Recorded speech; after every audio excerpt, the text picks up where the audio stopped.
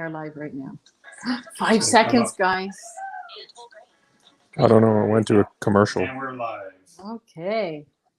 5 seconds. There we go. We're on. Hello. Hello. Welcome back to our Thursday Night Lives. We're doing a little something different today.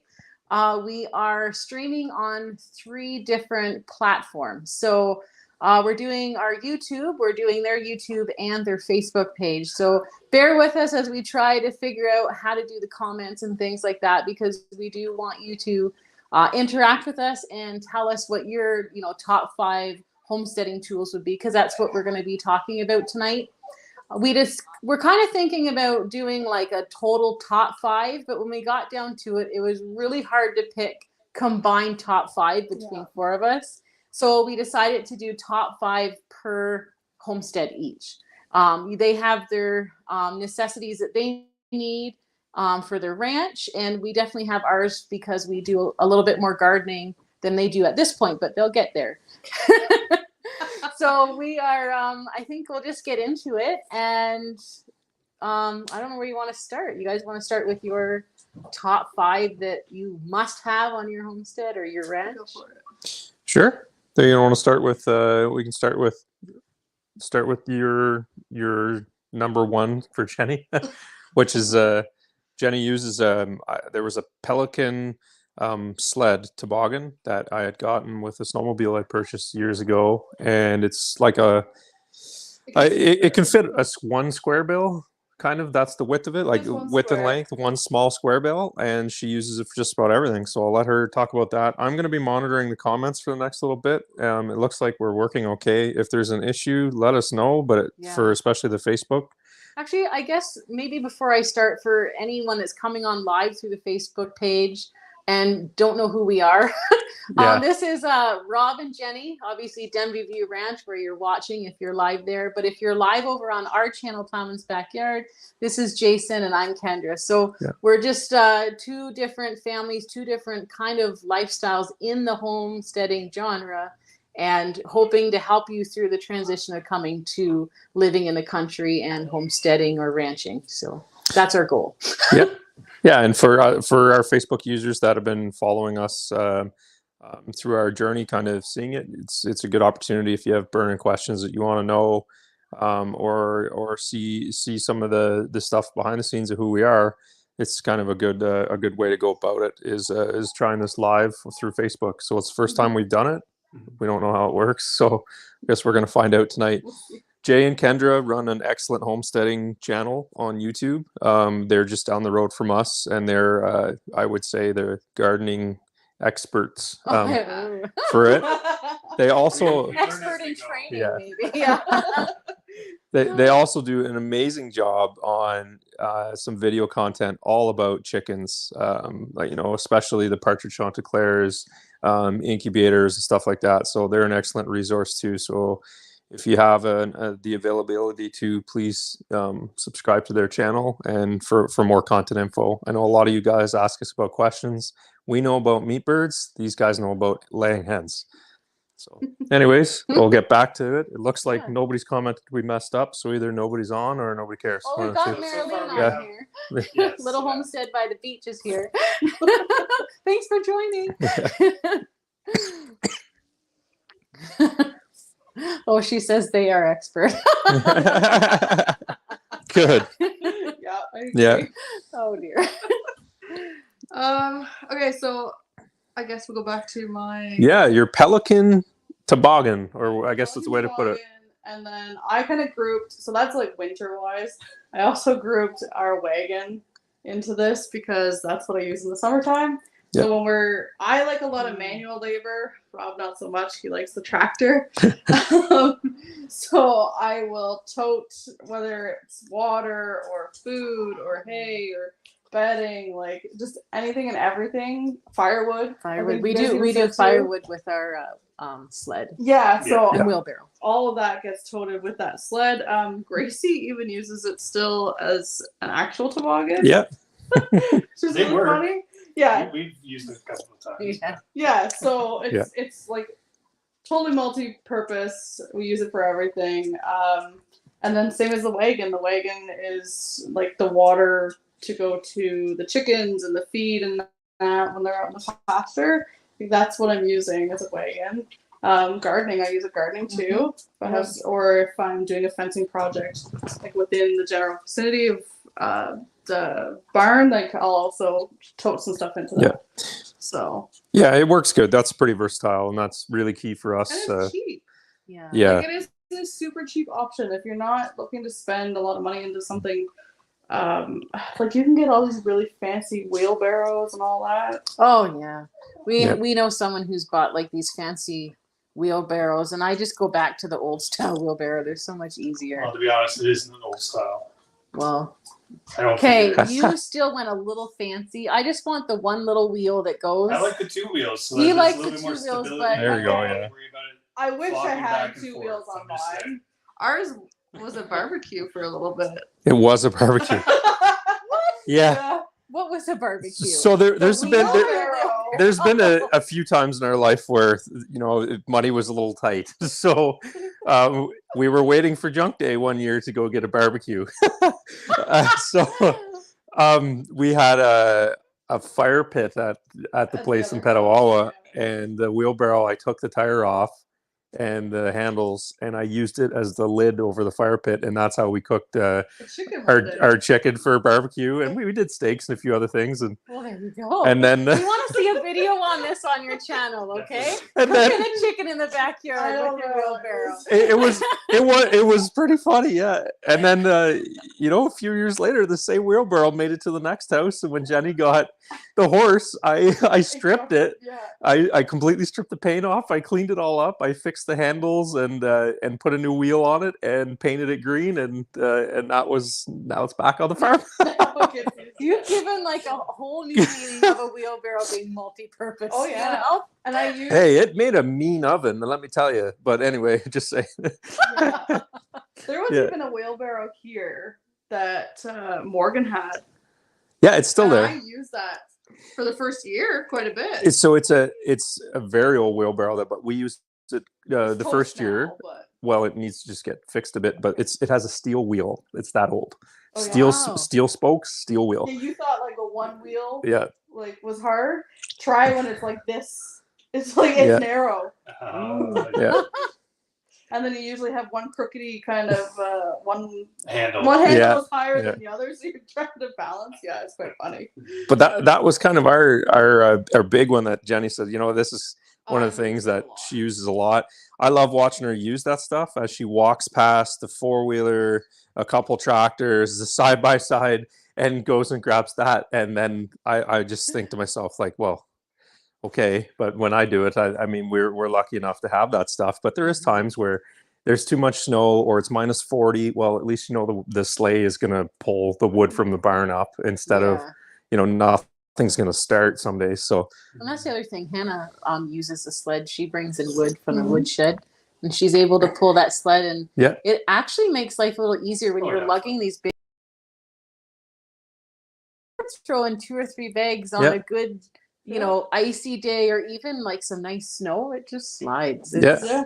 It's not so bad. Well, and I mean, yeah, it's because I just did that earlier. I did fall earlier because there's so much ice. here. Yeah. But I was lugging basically 100 pounds. Yeah. Yeah. It's, I well, had to it's, go yeah. all the way back and forth. Like it's Yeah. much easier. It is. Yeah. So that to me was like a big one on my list. Yeah, it was something we undervalued until we came to the farm. We're like, these things are really just a simple tool to get, not that expensive, and I think every homestead has a use for them. It's what we Yeah. Oh. And then the other, I guess for me, my number one is definitely the chainsaw has been a huge benefit to us. We use it for everything. We have cedar trees here, deadfall, firewood. My carpentry is not great, so it all involves chainsaw.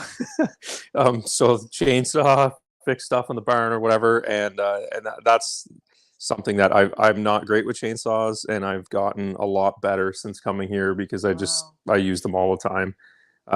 We build our own fence posts out of the cedar that we cut because we could buy fence posts now. I think they're like 16 or 17 bucks a piece, and then you got to go pick them up or truck them in or whatever. Well, we can just go cut small cedars that need to get thinned anyways, I trim them, and then I take the bark off, and we use those for our fence posts. It's basically free with a chainsaw, which is nice. So Now, I think that if I might be mistaken, but in one of your videos, did you have like a sawmill mill. attached? yeah. That's- So we have, and that's, it's pretty versatile. That one there is Alaskan chainsaw mill, so you can mill your own lumber with it. We milled our own lumber for the barn this year because, Nice. well, one, lumber was crazy expensive, as everybody knows, and Yeah. two, I needed some really weird sizes to match our 200-year-old barn because the beams in there are, Massive. they were just cut from timber that was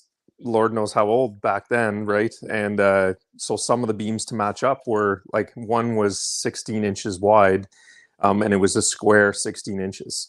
So I had to cut a 16-inch beam to kind of fix the barn to make it match a little bit. So I couldn't buy that at a store. Like, I mean, I probably could, but not with my money. So there's not enough monopoly money to pay for one of them. So we ended up milling one using the chainsaw, and that attachment is $100. Oh, So it's not that expensive. And then Jenny bought me a beam maker to make 2x4 beams, or 2x6s, 2x8s, or whatever you want to do with it. And that was $100 on Amazon too. And it just attaches on the bar, and I was able to mill my own lumber with that as well. so you can do a lot then. Yeah. with chainsaw. Yeah, a lot. Yeah. So that was kind of a big one. We moved to a larger series of saw than a homeowner saw when we came to the farm, just because, I mean, it made a world of difference going that big, because I knew I'd be milling some lumber, and I knew that I'd be cutting my own firewood, and I didn't want, like, I had a tiny little homeowner saw, so I went to a larger size, like what they call a Pro Series. That was a back saver because it takes a lot less effort, and I went to a longer bar, so I didn't have to bend over as far to cut down, and there's that much more power where you don't have to fight the saw through the wood, and it just made it a lot easier for me. Yeah, and a lot faster too. I could cut a lot more wood in a shorter amount of time. Yeah, so that was my number one. Do you guys want to start with your next two, So or do you got I questions? want to say, like, I don't know if there's any questions or comments. Not at the moment. Hey, Ren. So do you guys have any favorite homesteading tools you want to mention? Just let us know. We can mention them. Maybe it's something that we've forgotten on our list. But I want to say probably for my top one, I would say my tiller. Yeah. I could do it by hand with shovel. I think that I have one of those broad forks. Yeah. And I still wouldn't want to be without my tiller. Yeah, I watched that video. I was pretty jealous. Yeah. I've tried a lot of tillers, and you know what? That's one thing I'm like, I just don't want to be without. I love having like a beautiful soft soil, and just, I don't know, it makes a world of a difference, and it makes it so fast and quick. Even though I only use it maybe a few times a year, it's well worth the investment for me. Just what was that tiller like? You purchased that very recently, so that would give us a good number on it. So we started out, actually, when we first started, we didn't have a tiller.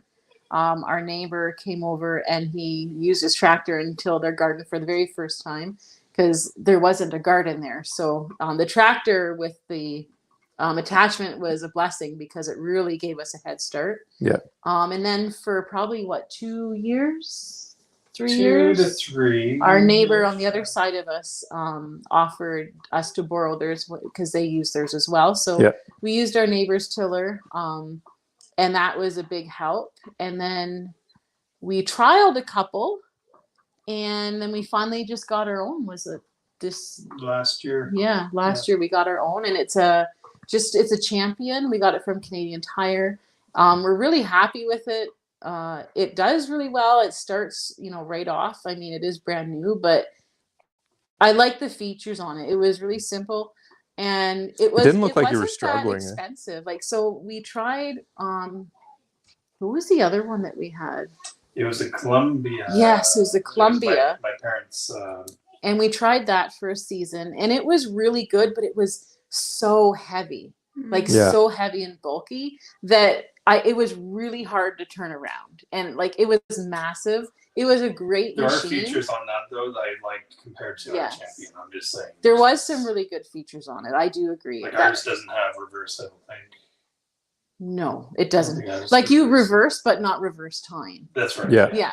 So, but then, I mean, when we talk about the price comparison, what do you want to say? Like 1,500? For that for the Colombian one, I Yeah. believe. Yeah.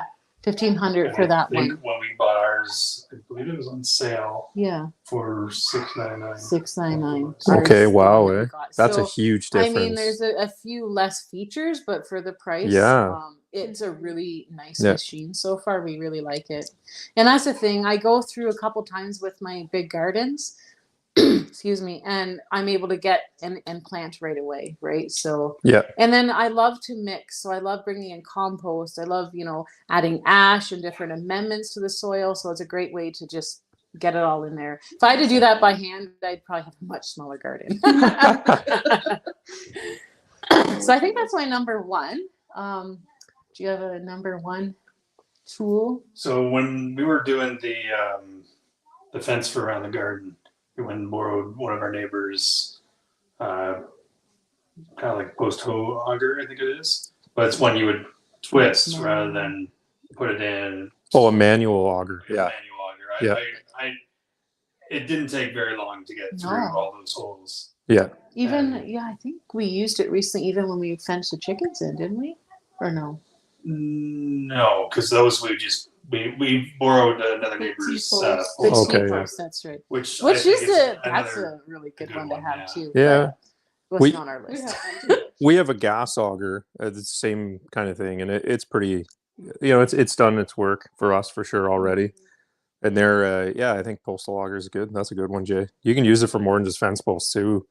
Putting in barns, using post and beam. Like we have a friend that does all of his stuff. He does with like spruce and whatever, just small chicken coops and small little barns and that. He uses post and beam style, so everything is just a post hole in the ground, and he uses one for that too.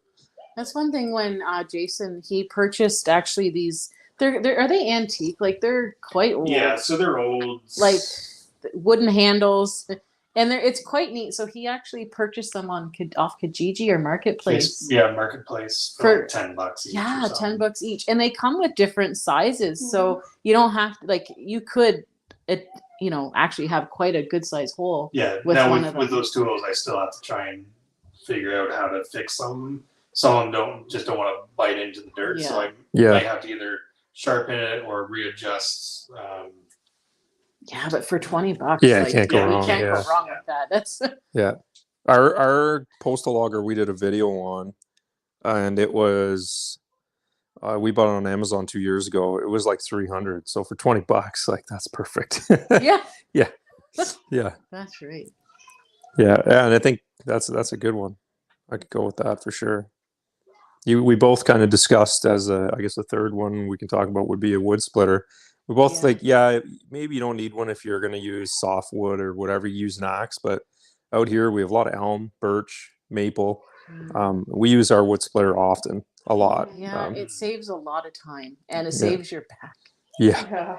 Well, we have two different versions too. Yeah, we have one that goes on tractor hydraulics. That's homemade, and it's then you have to run the tractor and diesel, so it's more money, but like it'll split anything, that thing. Super heavy duty, And then we have a smaller one that's it's another homemade one that it's running a motor from the 60s or 70s on it, and it's small and doesn't use much fuel, but it does a job too, and you can move it around a lot easier.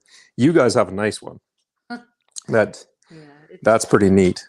It's a nice one. You want to talk a little bit about the wood splitter? Yeah, so the wood splitter we have is a 27-ton Champion wood splitter. I forget what the CCs are for it, but we've had it for probably 3 years now and used it for 3 winters. Mm-hmm. No, sorry, 2 winters, sorry. So last year and this year. True. And it's still running. Still going strong. Mm-hmm. Is yours a stand-up one? Does it stand up too? So it can also go vertical. Yeah, that's why. For anything that you have a large logs, it's best to just do that only for the fact that it'll save your back. Yeah. Well, that's what we're. Yeah, I just grunt, twist, and yell, and throw a 100-pound piece of lumber on top of it. The funny thing with me though is I'm kind of the same way, even with this. Oh, okay. vertical thing. I'm like, and I'm just man enough. I just lift it up. And then I come in at the end of the night and I'm like, oh. Yeah, so Yeah, he would have these no. Yeah. big ones and he puts them on the thing and then I go, he's like, you know, you can stand that up, right? And I'm like, yeah, I do. Thanks. He always does that. Like, I'm like, seriously? Oh, yeah, that sounds about right. Yeah.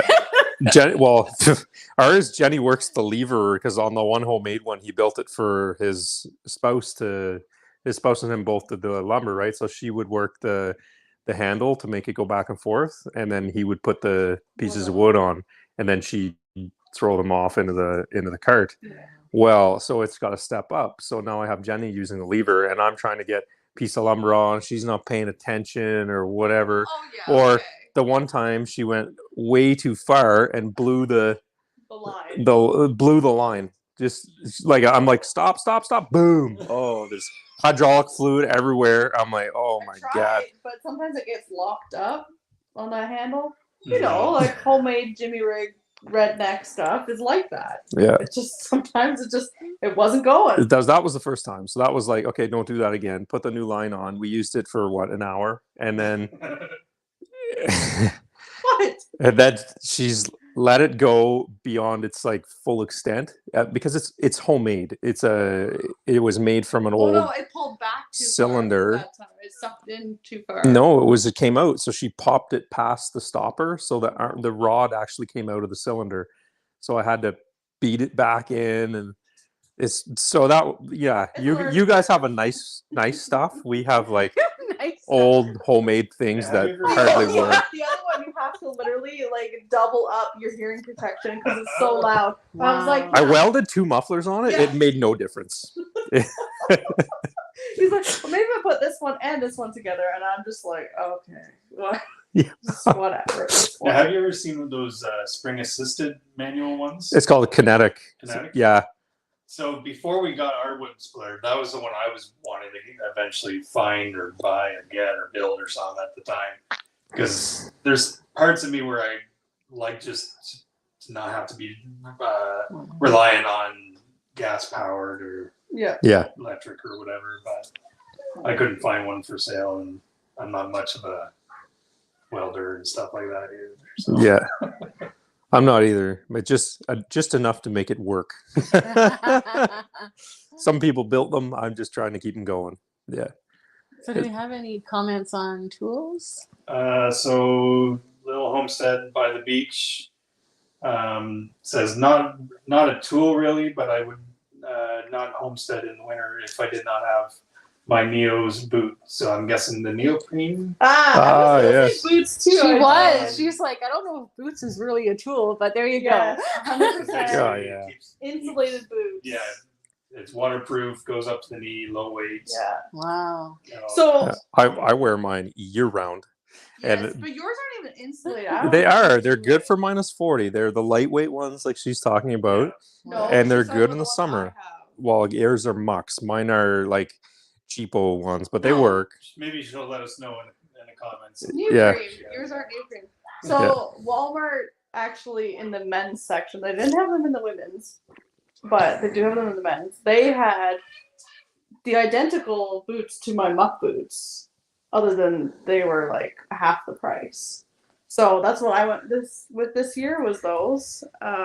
Have you noticed a difference with them? No, they're perfectly fine. They're the same. Really? I think they're actually a little bit warmer than the other ones, to be honest. I have So I have Actons. They're made in Southern Ontario, and then you get them. I get them at the feed store. I'm on my second pair. Basically, they're good for 2 years, but I wear them so much that Betty, she one of the local people was seen us at a function Jenny was at there for an award, so we got dressed up. She's like, "Oh my god, I didn't even recognize you without your rubber boots on." Yeah. Yeah, boots are something, I guess. Well, Rubber boots, right? Like, yeah. Even Rob was laughing, or Rob was making fun of me yesterday because I had purchased new rubber boots, but they're only like ankle high.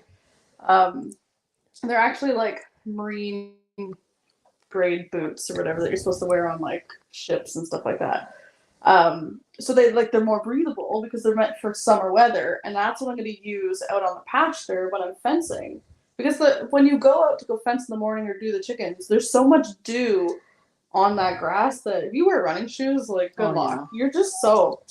So I was getting, and my friend last year, her wedding, she was not happy that I had these lovely buck boots, tan lines. Like it was shorts and then buck boots. Wow. So because I had to wear them all year round. Yeah. Really. You do, yeah. There's always dew. Like in the middle of summer on the hottest day, doesn't matter. You get wet feet going out in the grass in the morning. Yeah, and because we do so much fence checking and moving cattle and whatnot, so this year I moved to smaller boots. You made fun of me because of the ticks. I said you're gonna end up with ticks all over you, but like we'll see. I'll spray and everything, but really the only reason why I don't wear running shoes is because they get wet. Yeah. So the other comments was from Remy, and they say that theirs is the simple shovel. Yes, and we did kind of talk about it. We did, yeah. And it is something that you really can't be without. But yeah. You know, shovel is a good one. It is a good one, but the type. So it's not even one shovel. You have to have like multiple different types because spade, square. They all have different applications. And how hard is it to find a good tool and die maker style stamped steel shovel now? Like, oh man. Well, how many have you broke? So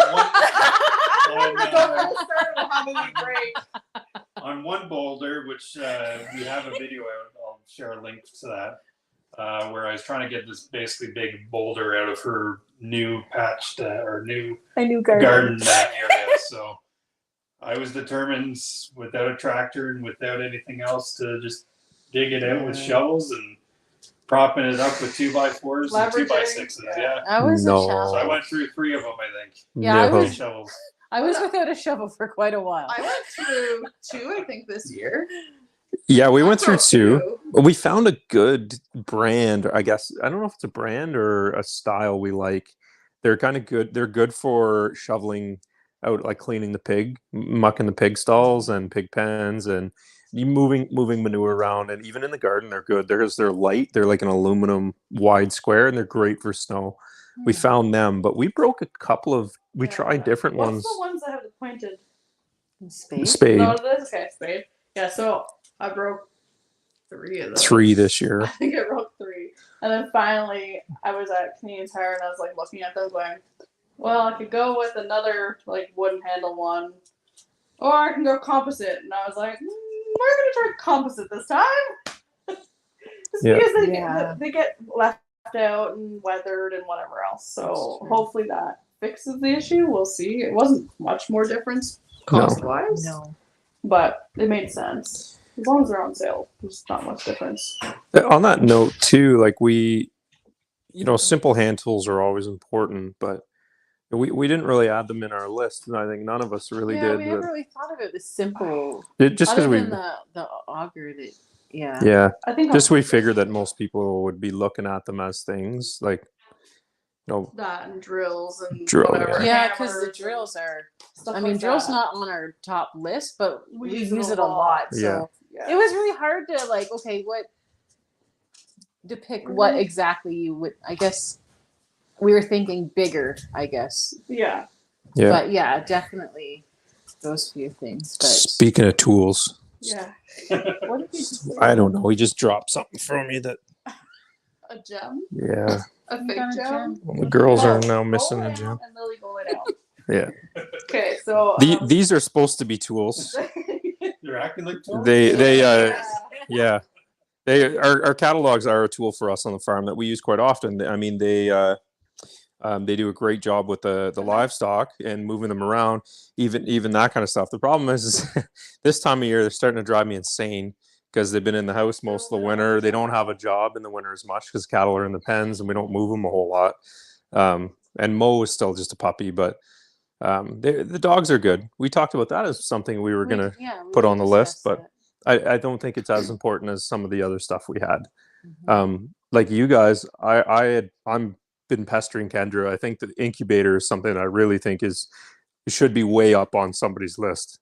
Yeah, so we did end up putting the incubator on our top 5 list. I was hemming and hawing because, well, right now we're going more towards like broody hens. And last summer we had, I think, 3 hatches by broody hen. And it just saved a lot of work. I didn't have to have like chickens in the house and spend money on bedding and all this stuff. So I like that idea. And I think that's kind of the direction that I want to go more. But it's been, what, 3 years? So I think we've had chickens, and I think I keep forgetting the numbers, but is it 4 years or 5 years that 5 we've been doing? chickens? No, 5 years of having chickens. Yeah. 4 or 5, yeah. So the first couple of years, we didn't have any broody hens. No. So that's why we... Well, that's the thing. That's part of our discussion last week. We bought birds from Frays, and we did buy, like, you know, the Orpingtons, the barred rocks that were supposed to be heritage, but they never would sit. They never would lay on their eggs and hatch them out. So that's when we decided to go with different type of birds, not from like a commercial hatchery. So we got actually blue lace red Wyandottes, and we got them off of like a local person that raised them. And then we also end up getting the partridge Chanticleers. And both of those breeds are the only hens that have been broody. So I don't know if it says anything for Frays. I know that other people have had good success with barred rocks and Orpingtons. We haven't, but it was a lot easier. So I would still put the incubator on the list because I think for the last 2 to 3 years we've been using the incubator up until this summer. And without that, we would have had to purchase birds for those 3 years. So I would recommend, you know, if you're thinking like a homesteading kind of tool, an incubator is definitely kind of up there on the list because it's saving you a lot of money. As long as you've got like a hen or a rooster, or even if you don't have a rooster, you can find a local farmer to get fertilized eggs from, and you can still, you know, produce your own birds at a fraction of the cost of what you would pay for Frays. Because I know there's the chick, the cost of the chick, then there's the transport fees and different things, delivery fees. And then there's the issue, you don't get as many choices. If you have an incubator, you can choose I know you guys talking in a homestead sense, but for us as growing meat birds, we didn't have good experience this year, and I would much rather now, looking at, we need to find good stock to start with every year. I'm thinking that might be an option for us as well.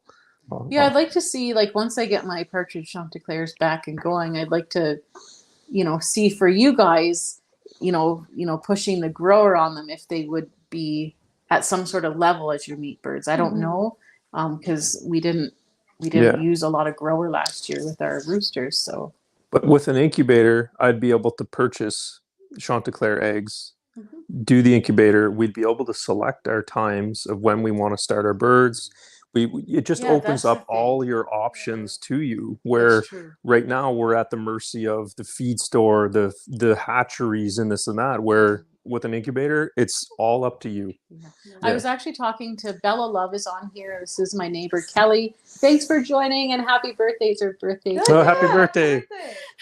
But she actually was looking into purchasing birds, and she found out that a lot of the businesses or places down south are all out of birds for this spring. Well, I wouldn't doubt it. So I'm like, an incubator kind of becomes a must, because if you can't get your birds, then you're without. So, and you, like with the incubator, you can go to a local farmer, you can come, you know, wherever, but it also opens up the avenue. You know, you could do your quail eggs, you could do duck eggs, geese. So you can do anything. And if you're buying through Frays and that, there's I think it's a delivery fee on each separate one, right? Yeah. So there's a lot of fees if you want multiple different types of poultry on your farm. So there is. And we had issues with, you know, it's the timing is everything. The timing was the biggest issue. Is that, like, I went to a different hatchery last year just because I couldn't. There's a weird month where they kind of skip a couple weeks. So I don't know if they go on Yeah. vacation in the hatcheries or what it is, but and that's actually the time where I want to start ours because we do ours for like 13 plus weeks, Okay. whereas everybody else is 8 to 9 weeks. So for them, it's not so bad. They can either go before or after that. But so that made a big difference for us. Or would have made a big difference. A big time. I think that's a super important tool that that I would love to add to our place, and I think any homestead would be important for them. Yeah, I think so. So there's a couple other comments here about different Tools. people's tools that they like. So Dave Knight says the old snowmobiles and tractor, the most useful thing on the homestead. Rob wasn't allowed to put tractor on this list. No, Just so you know. I got voted out. Sorry, Dave. And then Bella Love mentions that for them, in the beginning, we used good work boots, a good axe, a good shovel, decent four-wheeler, big pots, warm long underwear, or long johns, pulled logs with a four-wheeler, cut with a chainsaw and split with an axe for about 10 years. Yeah. And they also mentioned about there are so many items you can find for free or cheap for your homestead. Just start with what you got and slowly prioritize for next purchases or wants. Yeah.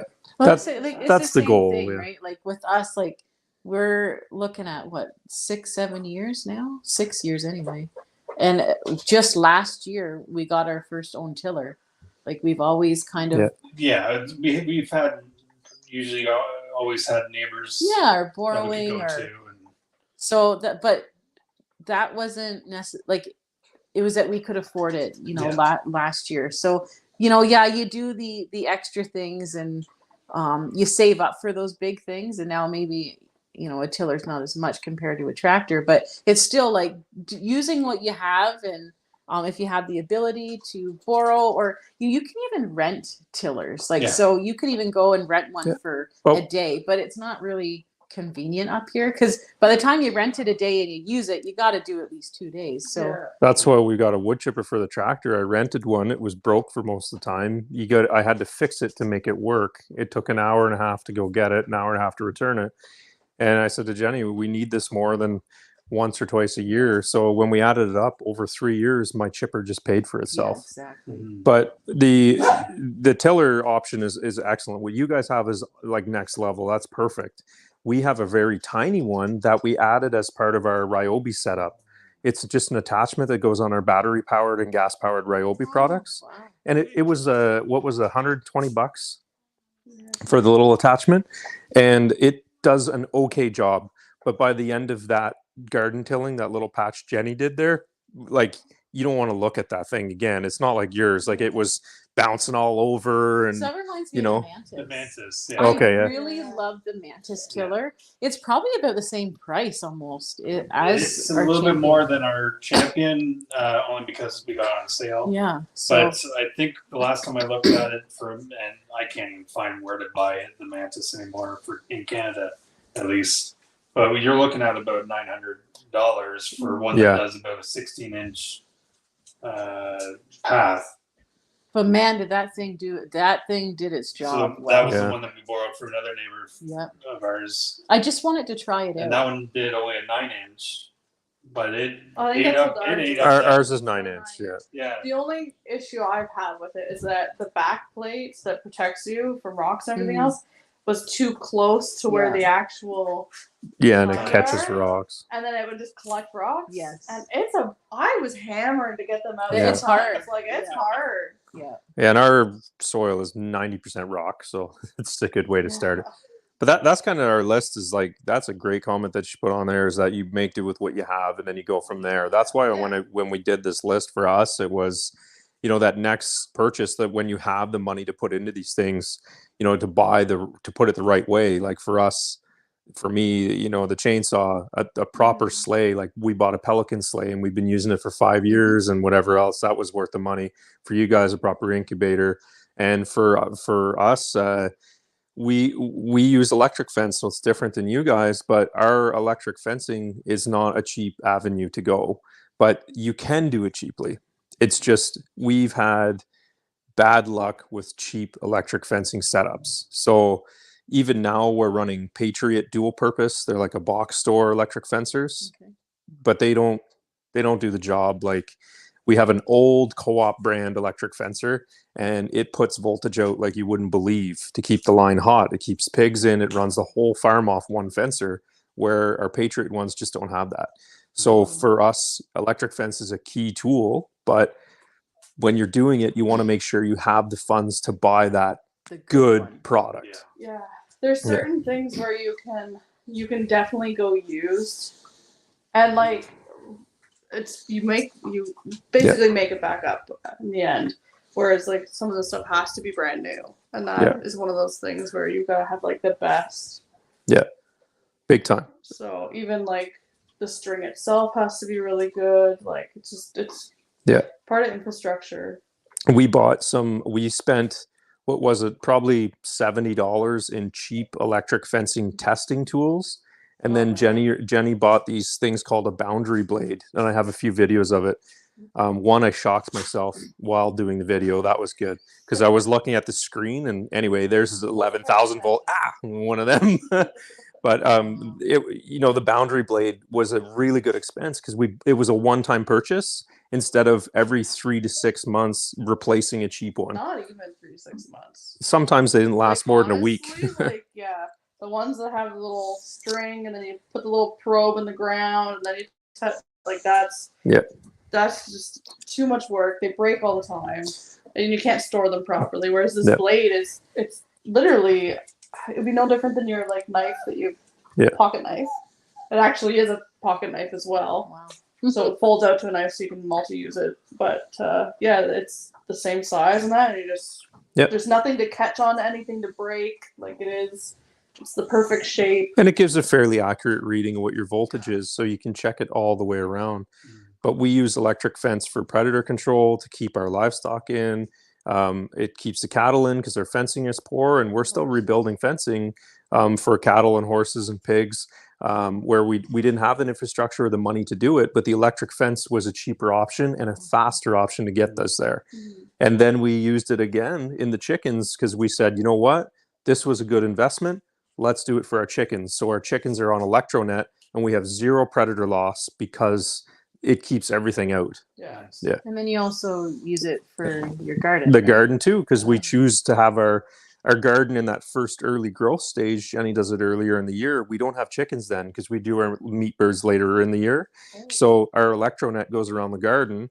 It's electrified. It keeps all the rodents out for the most part, like the rabbits and deer and whatever else out of the garden, and piglets at some point. So their electronet is really versatile for us. It's not for everybody, but for what we do, it's a really good purchase, a good value. So Bella Love was asking Rob if you've had any issues with grounding. So way to fix that. So from my previous life, I was an aircraft mechanic in the Air Force, and we did helicopter refueling out in the fields, and you have to have really good grounding rods in any types of conditions. So they taught us a trick to increase your ground to get a better ground. You put 3 stakes in, 4 to 6 inches apart in a triangle, and then you wire all 3 together with a piece of copper wire, like something conductive. That will almost triple or quadruple your reading on your ground. It'll get you that much better of a ground. So that alleviated most of our grounding issues, where a lot of people are running just one ground in a line like that. It doesn't give you the same potential if you put it in a triangle or a square like that, and then wire each to each other and then attach your grounding rod to it. You will definitely solve most of your problems in just about any conditions, because we're almost all rock here. We don't have a great grounding spot, and we move our grounds very, very frequently as we move our whole setup along the pastures. So PV Mart actually has these grounding rods that are T's. And those are wicked because they're so much easier just to basically twist out good Yep. to go, and we keep going from there. And that's Nice. what you guys were doing that time when we moved the cattle. Yeah. That's right. Yeah. Yeah, I remember untwisting those. Yeah. What And else I did- used old house wire that I just stripped back to Copper, the strip yeah. back and just use the copper to wrap it around, and that gives you way better than any of the other stuff. But we've used pieces of the fence to put a ground down. We've used whatever you can to make your ground. It doesn't matter when you put it in that triangle and you get your grounds in the right spot. Yeah. That'll solve the Well, problem. so it's still important to make sure that where you're actually placing your ground is like, we will look for shaded areas where Yep. there's going to be more water content, or areas where it dips maybe a little bit. You're trying to source areas where it's moist. Yeah.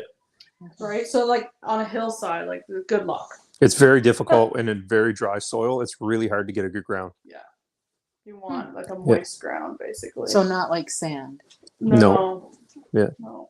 Now, like I said, like if you have no choice at that point, at least try and find a shaded area Yep. that stays pretty well shaded, because then at least it's going to retain some level of moisture, and the sun isn't beating down and evaporating that moisture as much as it would in a sunny area. So Yeah, your fence should be reading between 8 and 10,000 volts. Now, keep in mind, for people that don't have electric fence, it's not 8 and 10,000 volts plus amperage. There's basically no amperage. It just gives you a quick jolt. Yeah. So the fence, if it's reading 6,000 volts, that will not keep a pig in. That will hardly keep chickens in, and don't even bother with the cows. They'll just go right through it. So we use the good fencer early in the year all the time, because it's usually 10,000 volts with a good ground and keep our lines fairly clean. And as soon as the cattle and pigs and chickens get shocked a few times, they just stay away from it. It doesn't even have to be electrified sometimes, and they won't go near that fence. Oh, Yeah. wow. so electric fence is a huge tool for us. Yeah. In that sense. You as well as that proper boundary blade, yeah, um, the tester. So I don't know. Do you have a video on that? Yeah, they're all out. Yeah, All right, so you have to go check his channel out for those videos. yeah. They're just shorts, just quick ones. That most of them, but they're organized pretty well. So I guess, like, for me, the next kind of tool, I don't know if there's any comments of more tools on there, but considering I did the tiller for the garden, I think my next tool would have to be my pressure canner. yeah, Because if I'm growing all this food, I need to have somewhere to put it. And not always do I want to put it in the freezer, right? Yeah. So the pressure canner has been really good, because it basically, you can do, like, fruits or vegetables in it, mostly vegetables, beans. You can actually do meats in it too. yeah, So it's great for a lot of things. And I like it because you can actually do your water bath canning in it as well. You just don't, you don't have to put the lid on tight. You don't have to set the pressure to temp. So for me, it does both things without me having to have a water bath canner and a pressure canner. So that's one thing that I think is really important if you're growing as much food as we do. So We've been avoiding it. I'm telling you, I was really nervous when I first started out. you do some water bath canning, Yeah, but so I'll water bath can. Only because I grew up and we did pickles, so I kind of ventured. This last year, I ventured from just doing pickles to we did peaches, and I did some other like after jam. What else? Like relish. relish. I did those candied jalapenos. They were really good. Those are good. Cowboy candy, Yeah. I think it's called. Yeah, and now we got garlic in the ground, so Yes. probably There have you some go. of that's gonna have to go in. Yeah, So, and I've been watching a lot of videos where they're canning some of the chicken, and I'm kind of like, that might be a good idea. yeah, to Like, have I've seen something- Saves freezer space. Well, and that's the thing, right? Like our chicken takes up so much space, and then Yeah. it takes you so much time to part it out anyways. At that point, I might as well just continue on with the process, and then it's already cooked and good to go. But like, think about, like, the broth and stuff you can can too. Like, Yeah. you're using the whole chicken in your Yeah. instance, right? So then you pressure can it and put it away for something yeah, and else. see, like, oh yeah, I go through like so many like cubes of broth and everything else because I just but this was commonplace like 50, 60 I know. years ago and older. Where now, like, to us it's so foreign. Like I would be like, what do you mean meat in a can downstairs? I It's gonna know. look so weird. But I've been watching a lot of videos. A lot of these guys that are probably watching us tonight, I've been watching some of how they do it. Like somebody did venison. I don't remember who offhand, but I thought, wow, yeah, like I could put some of my beef into that at the same thing. Yeah. Yeah. So I think it's important. And at some point, we're going to sucker you into doing a course on it. Yeah. Oh no. So we all learn. Yeah. It's not as it was really. I was really nervous my first time pressure canning because I had no experience with it, and everyone would always say, "Oh, it's dangerous. Be careful." Meanwhile, like my grandparents, my aunts and uncles, they all used it, right? And so again, like my neighbor next door, he's like, "You want me to show you how to can?" I'm like, "Yeah." So he brought me over, and it was my first experience. We did beans with him and his wife, and he got his old, pressure canner out, and he just showed me the process, and I'm like, it wasn't that scary. And then, so I started experimenting a little bit more at home and just got comfortable with it. So I definitely think, if you're homesteading and have gardening, even if you're doing like raising meat and stuff, there's a good use for it because I know how fast your freezers must fill up. Oh, right? they do. We got 4 on the go for the most part, and And think about if the power goes out. What's your first thing? a get generator. that. Yeah. So I mean, if it's canned, it's put it in a cold, dark place, and it's good to go. Well, even for us, apples, we have a pile of apples. Like we had so many surplus apples this year. We would feed them to the pigs, and they would push them to the side of the pen and just refuse to eat them. But I should have canned all of them. We So, could have done vinegar. I know. Yeah. Cider vinegar. Apple juice. Yeah. Like I had Apple I had jelly. the juicer and everything. Do it. Apple pie filling. Even There's so much you can do. apples. dehydrate. I love dehydrated. That goes to my next tool. Yeah, there we go. Before we go to the next tool, Okay. though, Dan was mentioning canned moose and deer is a staple on the East Coast. Yeah, Yeah. it was. It was big when we were in Labrador. There was a lot like that. But Oh yeah. And then Bella Love was just mentioning some more tools. So there's the hoe, flashlight, good lanterns, rakes, cast iron pans, wheelbarrow. Oh, I do. I Love love- cast iron pan. We Yeah. love cast iron too. That's Yeah. I just did my kettle. That's on my stove kettle. I just put it through the treatment in the oven or whatever, and the cast iron is definitely good. We're moving away from it, and that could be a whole nother discussion on how great cast iron is, because there's nothing worse than looking at pots and pans that are full of Teflon and everything else, and you're just wondering, like, you're ingesting that stuff, you know? Well, you have a great story about how you got some cast iron. I'm telling you, don't discredit old cast iron. Yeah. So I love the dump. Okay.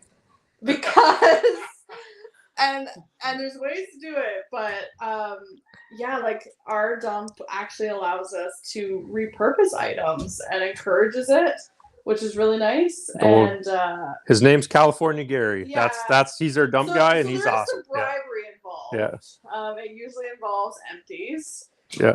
Now, luckily, like I don't drink really, but we have an Airbnb and we get tons of empties. So he gets all my empties, and in exchange, I get to kind of pick through the metal pile. And there was 2 beautifully large, and large ones are hard to find too. They are hard to find.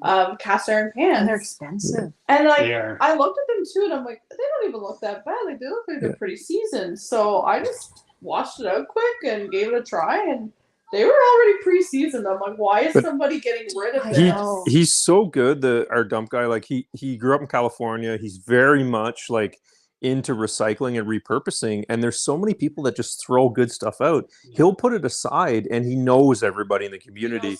He knows who's looking for what, and he really does recycle it that way, which is nice. But the cast iron stuff, he always gives Jenny a show, like, yeah, I've got this or whatever else. And there's certain things, like that, if there's old chairs I can repurpose, or a hutch or something like that. Like I do a lot of the chalk painting stuff. Yeah. I don't have much here, ironically, but at the house I did. But yeah, it's just don't discount a good old dump, because you can find some really, really good finds. Yeah. And you just have to be aware of it. And it works out well for us because we're in cottage country, so a lot of the people from the city are redoing these cottages, and they're just basically throwing it all out. Yeah.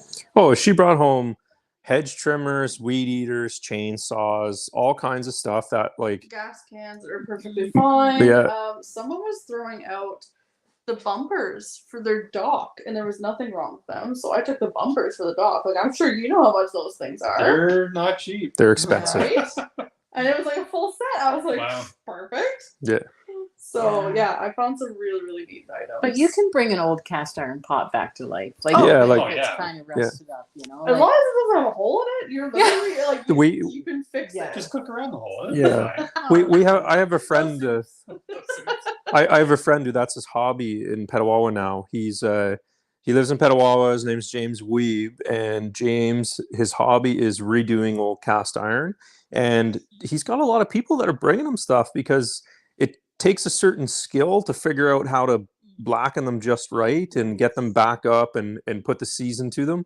But yeah, he's doing it a lot, and there's a lot of people that are going that route. I would like to get myself one of those big pots. Big Oh, cast yeah, iron, yeah. one of those not like huge, but like one that I can put on the wood stove. Like I would. Kind of like a Dutch oven. A Dutch oven, yeah. Dutch oven, yeah. Or the We ones have that- that but small not. one, We but have one I that's think you're thinking I'm more that's deeper. a little taller. Or Yeah. deeper, So you Yeah. get the ones that hang off of the Yeah. what's that called? That goes above a Oh, fire. An open fire. Oh, they call it a campfire cauldron. Cauldron, yeah. A campfire cauldron, yeah. But That would be pretty neat. yeah, I'd love to cook outside on the fire. Like that would be. Mhm. Yeah. I like Yeah. wall. Is there any more Yeah. before I get into my next one? Just Bella Lowe was just saying, yes, Jenny. I've always loved the dump. My dad used to look after it, and as kids, we loved finding new to us goodies. Oh, and yeah. Dana mentioned Now the dump that you guys. it's a different use, dump. Yeah. Different one, He yeah. doesn't let you actually do that. No, we I'm have No. to get written consent, unfortunately. Yeah. Yeah. It's just that's why I don't use that. And it one. takes a while to get through. Yeah. Dan also mentions that they have met California Gary years ago. Quite the dude. yeah. It's such a small world. Yeah. Like Dana, like so we posted this or he. I'm sorry, I don't know. I think it's a he. Let us know. I don't want to say it wrong or offend you. So, anyways, we posted this picture like our first year doing YouTube. I think it was a picture. It was a video, a short Video. of us driving somewhere. And Dana was like, I know exactly where you are. And I'm like, how does she know or he know that? Right. And then now like Dana's on here. And then we went to the East Coast and we posted some videos on Miramichi and where we went. And Dana again Mentioned commented, hunting, yeah, we fishing in like that area. Dana has been there or something. I'm like, wow, it's such a small world. And now we So- mentioned, For your information, I'm a this is guy. the guy. All right. thank you. I'm sorry. I think the skull for the most part would probably. Well, I be didn't. I wrong, don't but know. You Okay, never I know. don't know. Yeah, you Even so. Thank you. I will call you a guy. I'm sure he'll appreciate that. It's nice to know who I'm talking No, to. I know. I totally get it. It's one of those things. I'm sorry. That's This is me, I think he's okay? actually met him, too. If we don't see him commenting next week, we don't. Yeah, know. I'm like, oh, it's all my fault. I'm glad you're here. Don't leave, please. we've got so many friends too that have joined our YouTube, but they don't tell me their name on Well, I know YouTube. it's hard, And then yeah. they'll like throw me comments or messages, and I'm like, "Wow, that was really rude." And then they're like, "Hey, did you get my comment on YouTube?" And I'm like, "Why would you name yourself Spunky whatever?" I'm like, "I don't know what that is." Yeah, but you know that. So I find the names are hard to catch. But yeah, It's hard. Oh goodness. Yes. All Yeah. right. Did we go on to that? No, we haven't. Okay. talked so about we got to it. talk about So- your last one is really important. So I think Well, I think there's still a couple. What are you thinking? she's got her next one that I think is important for her to go through. What is my next one? Yeah, what is the next one? You were going to go into, you talked about your tiller, and now you're going into the pressure canner, right? We So just did that. we're over the pressure canner already? Yes. Oh, I'm lost. I'm trying to follow the Facebook page. Okay, we're moving on to Dehydrator. Oh, the dehydrator. Yes, which I also. I thought we already did that. Okay, never mind. I messed up.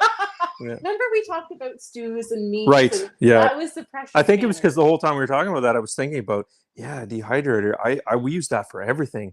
But anyway, yeah, go. Yeah. So my next tool is the Rob doesn't use that dehydrator. for everything. Now I was unsure if we should do the dehydrator because technically we can use the oven, but the dehydrator is so much easier. Yeah. Yeah. You can put a lot more in it. So I have found some years I actually use a dehydrator more than I do the canner. And for that reason, like I'm Well, what are you actually using? what do you Like, mean? what? My dehydrator? What are you Do you using? dehydrate like Okay. vegetables, or what do you? So I'm doing my herbs. So I do a Okay. lot of herbs. Yeah. I can do a lot of like different types of wildflowers for teas. Yes, I did. You do your rose hips. Yeah. You can do. You Fruits. can literally. I haven't done it, but I'm going to do it this year. So watch for video. I wanted to start getting the burdock, and I want to take the root because The root? burdock root Hey, you tea come is really over. good. Come take them. I've got a lot. I've got my own. I'm doing my own first. I tried to get the pigs to do it first, and even they refused to do it because Oh. it's so difficult There's so many. to get them But out. the burdock root is It's very good for super you. healthy. Sure, So you say that, but none of the animals want to touch it, It's so the root, it can't be though. that good. the Yeah. root. I know. I don't. Well, maybe the pigs would. The Well, pigs this is didn't touch why- it. This is what made me question it. Is because the pigs didn't actually touch it. Yeah. So I don't know, but I'm gonna try it. I'm gonna do. You dehydrate it. Apparently you Put it can in tea or put you it in can- tea and stuff like You that. could So grind it. I do a lot of herbs and teas, but also I dehydrate a lot of tomatoes.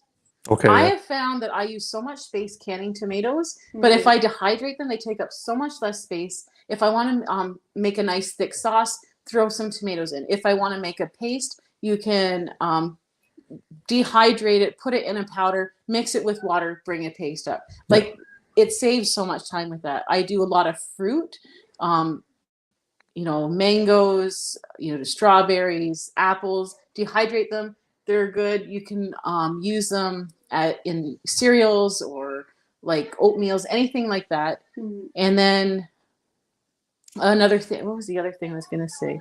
There's just so much with the dehydrator. I did peppers last year. I actually went to the store. They had like $7.99 for like the boxes of peppers. Oh, the yeah. red Oh, shepherd yes. Yeah. peppers. And I haven't done really well with peppers at our place. They're usually green and they're not small, but I like the big shepherd peppers. I think we got like 2 or 3 boxes. I bet, dehydrated yeah. them. Man. So I've always frozen my peppers so that I can add them to my soups. Mhm, me too. I even make like my own salad dressings because I can't have dairy. So I put that in. You can't have dairy I can't either. have dairy. No, I didn't know that. no, I can't. Anyway, Me either. so anyways, I make a lot of my own salad dressings. So a lot of the dehydrated stuff I'm actually like throwing in my salad dressings. And so I did a whole bunch of peppers. I have like 3 or 4 mason jars that was like actually 3 big boxes of peppers. I threw them in something the other day in soup. It just came right back. to As life, it was perfect. It was awesome. The squash soup. Yeah. Oh, okay. Squash soup. And then you break it down into a powder. You can add it as like a seasoning even for your chicken. Like you can do so much with a dehydrator. My next thing though, I would like to get one of those I was freeze gonna say dryers. this That's freeze like and just- can I you know imagine that's that would be what my a top of what I freeze want. dryer would be like. Yes. Before we So- go to that, we can talk about our use for dehydrator, because even Yeah, so ours is a little bit different because you're vegetarian. We're very much meat eaters. yeah. Ours is jerky. Oh man, we make a lot of jerky. like really? a Like- lot of jerky. It's especially like you get that. Enough that I have 2 dehydrated. Yeah. Going. And my dad will start like he makes a pile of it, but there's parts of the beef that like Or just are not. tough, or we don't really like that part of the roast or Inside whatever. outside rounds are Yeah. just they're really hard to utilize properly. So we do a meat slicer. We have a meat slicer. We slice it thin. Jenny sauces it and whatever. She made a whole bunch of different ones this year, but teriyaki is like the staple for us. Oh, I did a We barbecue throw one. the barbecue one was good too. We throw it in the dehydrator. It stays for a super long time after that. Like you can keep it for a while. We still keep ours in the fridge, but Yeah. I mean technically it could. Yeah, but it definitely is like that's great, especially when you just like you're going out for the day or whatever, and you need a quick snack, like to make use of something that we don't really we don't like that part of the beef, it's good for us. We do Well, I'm a lot. telling you, I went to Bulk Barn this week. Went to This Bulk week, Barn yeah. this week. He wanted summer savory again. I don't know if Summer Marlene's savory. still here, but she gave me some seeds last year from the Canadian Seed Challenge. Anyways, it was like $8 or $9 for like this little teeny scoop. For a kilogram, I think it was about $90 or a something kilogram. like that. You're- Wow, And So I'm like, I grow it. we're growing the wrong stuff. I'm telling Like- you. Mom asked me if I wanted some, and I was like, this year, and I was like, no, I'm good. Like, I have enough. Like, I don't need all that stuff. And she threw a bunch of it out because Yeah. there was too much. Wow. So Yeah. Kendra was mentioning about the burdock, the root, anyways, when you dry it up. I was just looking on Amazon. They want $20 for 100 grams Yeah. of that stuff. I'm making Let's get digging dehydrators because all I in. we That's have where the money's yeah, at. that's where it is. Forget the cattle. Yeah. No, I'm joking. We'll be digging for gold. Next No, thing you know, like- we're going to be doing, you can do cattails. Yeah. There's too. a lot you can They do with taste like that. potato, apparently. The root itself. Yeah. I've seen another YouTuber make spaghetti Out of the. noodles out of Yeah. it. Yeah. So we have Minu Acres. Welcome to the live. Hey. So she was mentioning, or Mike or Angie was mentioning that they have done tomato powder, fruit roll-ups, beef jerky, and they love their dehydrator. Oh yeah. You can She's got a also nice do dehydrator. instant squash or instant potatoes, which are awesome That's too. something I want to try. Oh, Is yeah. instant potatoes. We're not an instant potato person, but I've tried pressure canning potatoes. They're okay. They do get soft. Okay. Then we don't really have a great place to store potatoes. So they either are Yeah. good for seed or they go bad. But dehydrating them might be a way to go. Yeah. Dehydrate them into a powder and then. Anyways, So- I'm kind of excited. That's kind of something I want to try to do this year. Yeah. Yeah, that's an interesting one. We're gonna It do would be a some. really good thickener, too. Oh yeah. Is there, okay, so I might be crazy, but at one point there was this weird cornstarch shortage that like I couldn't find No. cornstarch Get. Come on. earlier this summer. I don't know if you noticed that. I don't think I did. It's Let's the, go. The Mo. stuff that comes in the yellow Yeah, container yeah. with blue. Yeah. on. It took me like multiple stores Please. to find it.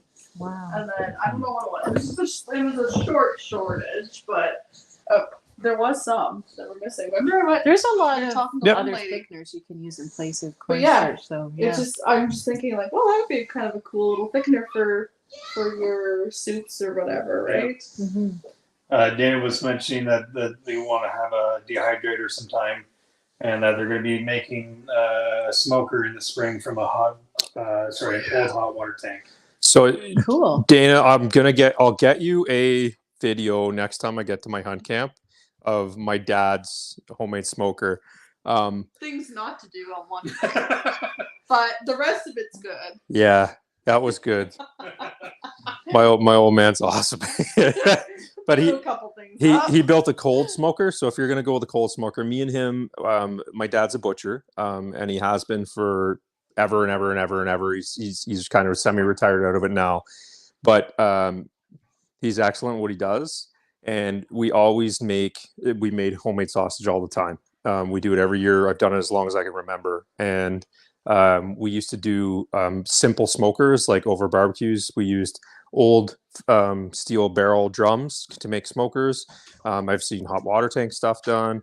My dad has now built a cold smoker. So I'll do a video just for you next time I get to the camp to show you how we did it with using the firebox on one side, piping it underground into like a little smoke shed. It looks like, a 4x4 little shed. It literally looks like an outhouse. Yeah, and you open the door and all the racks are in there and the tin, and he'll do hundreds and hundreds of pounds of sausage in that thing in a weekend. He goes up to the Wow. camp, starts the smoker up, and that's a phenomenal way to do it, especially if you want to add that flavor in. There's a lot of stuff on that, so I'll make one for you next time, Dana. Yeah.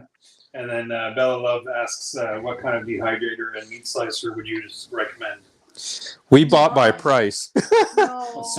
Don't buy what we have. They're cheap. I think we got them used or off someone. We have They were purple very ones, cheap, yeah. and they're That's they're, Yeah, no. I that's don't what we have recommend too, that yeah. one. No. So I'm Or at least the looking- ones that just have plastic trays for the dehydrator. They're horrible to They- clean. They're terrible. It's only that, and the ones They're that we have, brittle. they end up Yeah, they're brittle. They break. They're down. garbage. Yeah. Don't do what we did. So- my dad just bought that You cabinet mentioned one. Cabela's one. Yes. Very nice. I And have a video coming out. it with was it in there. it is It's on awesome. sale. It's on sale. He just bought it out there every couple of months. It goes on sale and really It's nice. worth the money. Yeah. So Yes. you want the trays that are like a mesh almost, I think is what it is. Yeah. Is that what's in there? You don't want plastic. Yeah, I was gonna say they So have they two at have- the Bass Pro Shop Yeah. that we were looking at. So Go ahead. there's one that had the plastic, and I'm like, oh, that's what I want. But then I came across the It was stainless the- you said steel. well, it was a mesh. Was I it- don't know if it was stainless steel. So what but it is was a that one mesh. that we looked at then? I think it's a. Are you talking I about think the it's one on that. Amazon? Maybe Mag- there's Mag- another one. Magic Mill. That's the one that. That's so Mike and Angie Mike have. and Angie Yeah. had the magic. And that Mill. one has the stainless steel. Awesome. Yes. um, So tray. you want to get one that's like a little Basically square, cabinet. yeah. Yeah. Yeah. And I mean, there's the Excalibur, which is okay, and a lot of people recommend it, but it's got the plastic trays, and I'm like, I don't want plastic trays. Yeah. But the one from Bass Pro Shop, the They tray were was thick. much thicker, so Yeah. I don't Yeah. think it'll break down as I easily. did It's really like totally that different plastic than It what is different, what we yeah. have. That's We a good one. for meat Yeah. slicer, they seem to be all very similar. Like my dad's and my mom and dad's is a lot higher quality than what we have, but it's the same basic design principle. They're all almost the same. The only thing that you want to look at is theirs is a toolless disassembly, so you don't need a tool to take it apart. Mine requires screwdrivers and some tools, and you have to completely strip They these need things to and be- clean them yes. properly before you put them away. So when you're buying one, take it, disassemble it, or watch a YouTube video on somebody disassembling it for cleaning, and pick one that is easy to clean, because ours is not. Like I have to completely tear it apart. Ours is just a cheapie that Yeah. come from Canadian Tire PV or- Mart, PV Mart, yeah. whenever they're on sale. So I mean, it works. It's Oh, it works great. and like a lot of that comes down to the temperature of your meat as well. Yeah. So you want something that's like basically like partially frozen. Ah. Makes it a lot easier to cut. Thinner, unless you're going thick, then it doesn't really matter too much. But Yeah, if you're gonna do like shaved, it has to be partially frozen. yeah, Okay. that makes the difference. Dana mentions on the food preserving side, we use a vacuum sealer quite often, Yeah. and we use love it. ours. We use it for pretty much everything. Everything. Yeah. When we were having those pantry moths. Anyways. Yeah. Yeah, we had this. Yeah. Anyways, the vacuum sealer was our friend because Oh, we ended up man. just taking all of our grains and our flour and everything else, So I vacuum Everything. sealing them. I just got one. And I think it was mostly because I was gonna try and use it for the chickens to Yeah. see what the difference was, just for our course, really. But otherwise, I honestly just use a Ziploc bag and water. Your aunt taught me that. Yeah, but I mean, we did that. it, for a it while. it'll work okay, but you got to eat it quicker. It's gonna get freezer burned if Yeah. not, right? But I also Yeah. double wrap things and whatnot too. So So I always I used to start out putting like all my vegetables and fruits in little bags, in another Ziploc bag, in a bigger Yeah. Ziploc. Yeah. Exactly. And now with this Vacuum sealer. vacuum sealer, thank you. I don't need to do that. Like it's amazing. You can even take an avocado, and we all know how fast they go, and vacuum seal it, and it stays green and fresh in the fridge for quite a Yeah. while. We actually Oh, vacuum no. seal. Although we've done an experiment with the lettuce, which you were going to do a video last Yeah, year. we but never had- we didn't. We took lettuce from the store, yeah. and what I usually do as soon as I bring my lettuce home is I get it out, I wrap it in paper towel, put it in Ziploc bags. I can get a week to 2 weeks out of something like lettuce. It lasts forever. Huh. We actually vacuum sealed some lettuce just to see how well it did. We took like those package of 3 lettuce, put them in a vacuum sealer. They lasted, I want to say 3-4 thought- weeks. Well, I was going to say, Like not even a hint of any coloring on it. Still Yeah. green. Interesting. I was like, I thought it was the wow. other way around, where No. that one lasted for about 3 weeks, maybe, but then your other Ziploc with the paper or the paper towel around it lasted just as long. Yeah. I believe it was. So Well, we'll what, ha- we'll have so to- what it We'll have to was. do it, though, So the again. difference was, I'll tell you what it was. The difference was the vacuum sealer. The slimy. It cracked. You know how Mm. when you crack it, it creates moisture, That's The what it ribs. was. and it can. So you don't want to like completely vacuum seal it. into You like have to this have the little ones piece. that do the pulse. Yeah, it's got to be like Yeah, we had the regular bag. yeah. Yeah. So the problem with that was that it was just too Squished. crushed and caused too much moisture, and that's why I would wrap my lettuce in paper towel when I put it in a Ziploc bag. It saves a lot of hassle. But yes, we did find that it did work really well, but you don't want to completely vacuum seal it. But I never end up finishing. Yeah, that we'll have to video. do that this year though. Yeah, just a Just an comparison because experiment. I really do like the vacuum sealer. Even like when we store our beans, everything now. I actually watched a video just a couple days ago of a lady that on YouTube that vacuum seals her seeds, her fruits, like her vegetable seeds for her garden. Okay. I'm like, oh, that's interesting. So I might want to experiment with that because she said that it would like last longer that way as well. So And the moths and stuff can't get into Yeah. it That's either. true. Yeah, we would love to see, like we get our beef butchered that goes for sale elsewhere. I'd love to see them start vacuum sealing the product, but nobody's doing it except for one guy in Quebec, and I can't take my beef to Quebec and get it done there because I can't sell it in Ontario. So unfortunately, everybody's butcher wrap, which is fine. I love butcher wrap paper. That's fine. We're good with it because we know how to wrap it properly. I mean, Dad beat you over the head if you didn't do it right the whole time as a kid, kind of thing. Yeah, Jenny's been in trouble a few times, so we're okay with that. We figured it out now, right? You know, after Lots of tape. yeah, so lots of tape, and wrap it right, and you're okay. But when you sell it to customers, it'd be nice to see a vacuum seal so that you can actually see what you're getting, because not everybody knows all the cuts by heart or whatever else. But I think in today's day and age, vacuum sealing is definitely the way to go. I mean, butcher paper is good in a sense for the meats, but vacuum sealing out is how it is. And for our chickens, well, we show your video that you took doing it with us. It's a type of vacuum seal just It like is. that, and I it was works thinking great. That was pretty cool too. it is cool. Yeah. The shrink wrap, yeah. Mhm. Yeah, Very neat. we use vacuum seal bags to when we butcher our chickens, and we just dip it in the water and shrink wrap bags. There we go. But it's the same idea. It is. It like Yeah. I was surprised. I was really shocked at how well that worked. It worked great, and it's Yeah, it quick. did. Yeah, It I is know. quick. And it depends on what kind. yeah. Don't buy. Don't buy the cheap ones. Don't buy the Amazon ones because They're no good. they're no good. Yeah, that was I was like, what are we putting in this quail? Like Jenny ordered them on Amazon. No, They're this those are big. the other They're too ones. small. No good for The nothing. other ones Anyway. were too small that I bought. 'Cause Yeah. I had a mess up last year with bags. Yeah, that was funny. We opened them up, and I'm like, what are we gonna do with this? Like, we've got 65 chickens that need to go in these things. Like, we made it work, but Got hard yeah. down. Yeah. Wow. So Bella Love mentioned that they're still learning, but we've always used butcher paper with a hot iron to seal just for a couple seconds. I don't know if you Hot Oh, said weird. that or not. No. Oh. Yeah. Like, I've seen butcher paper messed up a lot. Like, buddy of ours the first year, I won't say anything who they are, but they brought some deer meat that they did or whatever, and they had the wax on the wrong side, and it was just, oh my god. But anyways, it's but I don't think it's actually. I didn't think it was actually wax. I It's thought not. it was just plastic. it's pretty well is, but you need to have it on the right way for it to work No, I know, work but properly, I'm right? wondering how that works for the iron because I don't know. I am going to play with that now. Thank you. I'm going to try that out because I'm curious Yeah. how that works. And tape, like tape, you got to use the right tape. If you Yeah, use the or else wrong it'll tape, it's not going to stay. Yeah. So, other than Do you that- have any other? I think that's it. I mean, the biggest thing, I think I didn't really do a great job on the chainsaws. Just mentioning, if you are going to buy a chainsaw and you are going to spend the money, go to a Pro Series saw. Don't buy a homeowner saw. They will not get you far enough. That's all. Yeah.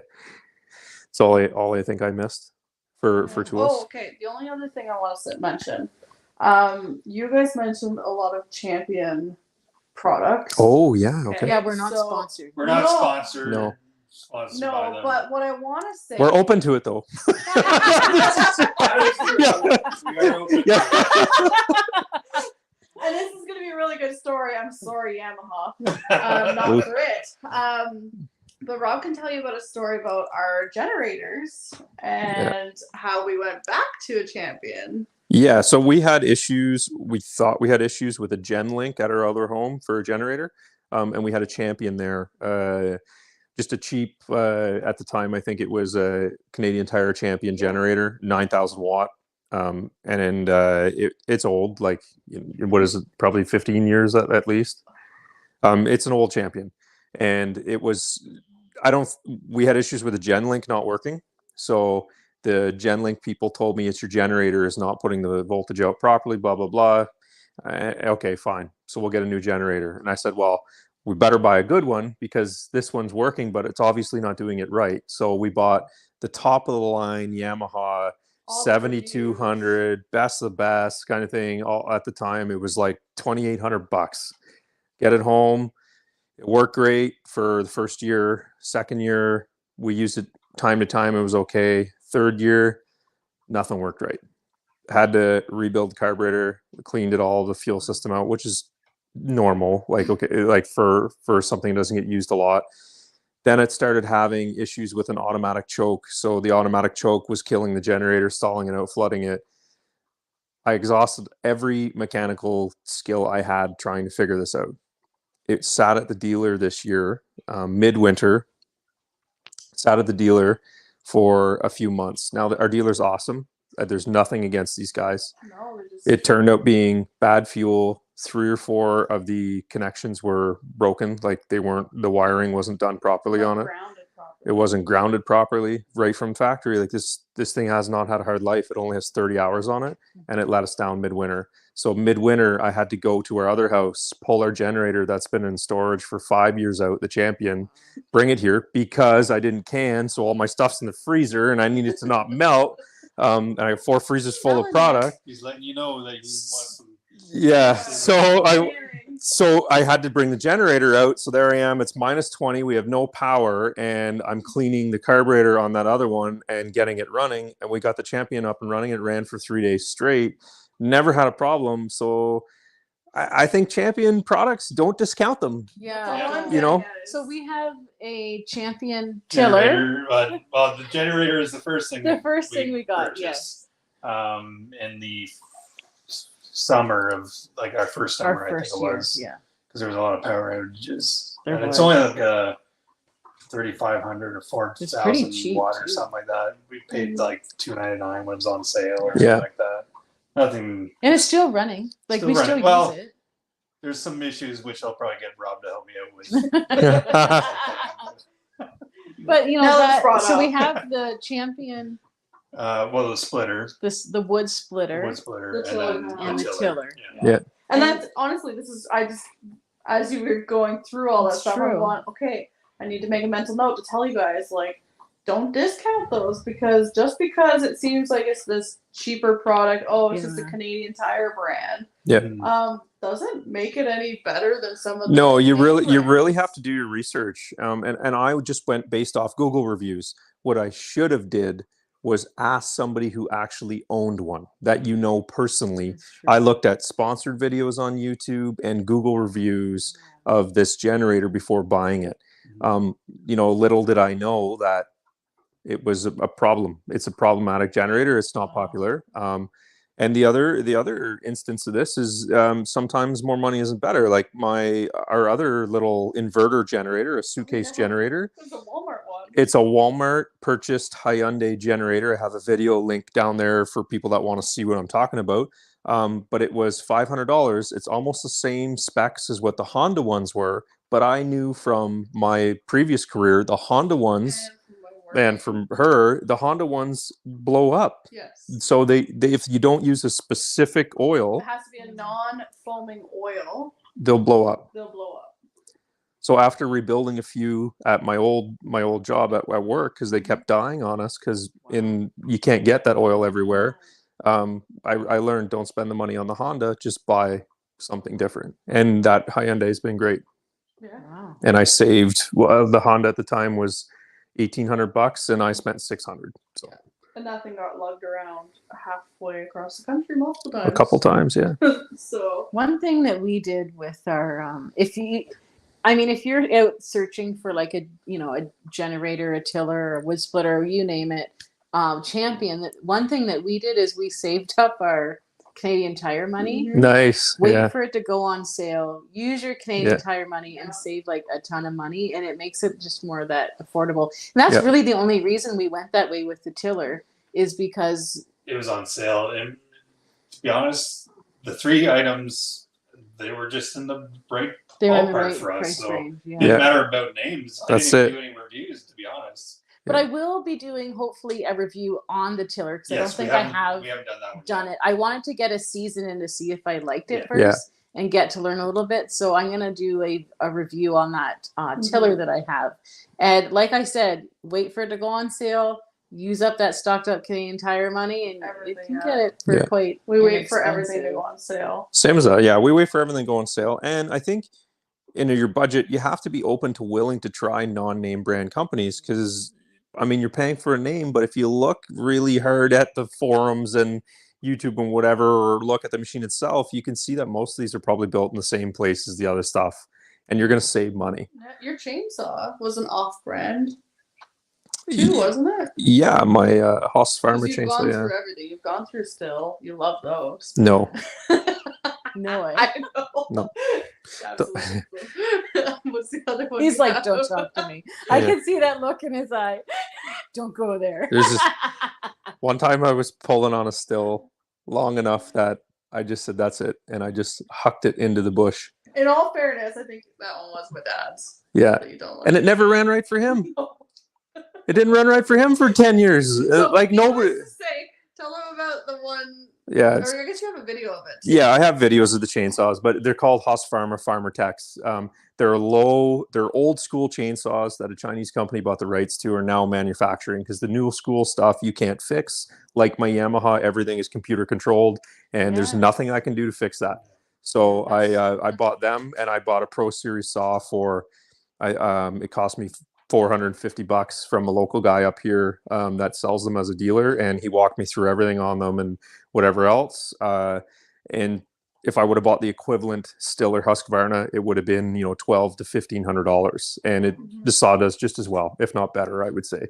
Wow. So I think you need to shop around when you're doing it with anything. But I'm just that kind of stuff's big time. And again, don't be afraid to go used because Yeah. you can find some wicked deals on Kijiji and Marketplace.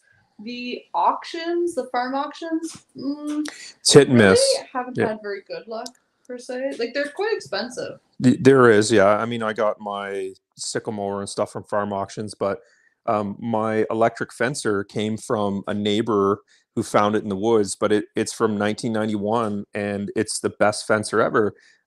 It's been excellent. It's still in operation, but I've seen the same ones on Kijiji for $20 to $40, where a brand new one is $700. Yeah. So you can go used too on some things when you need to. That's true. How are the comments, Jay? Yeah. There's not too many there. Ella was We're just done. mentioning that. Thank you for the chat, everyone.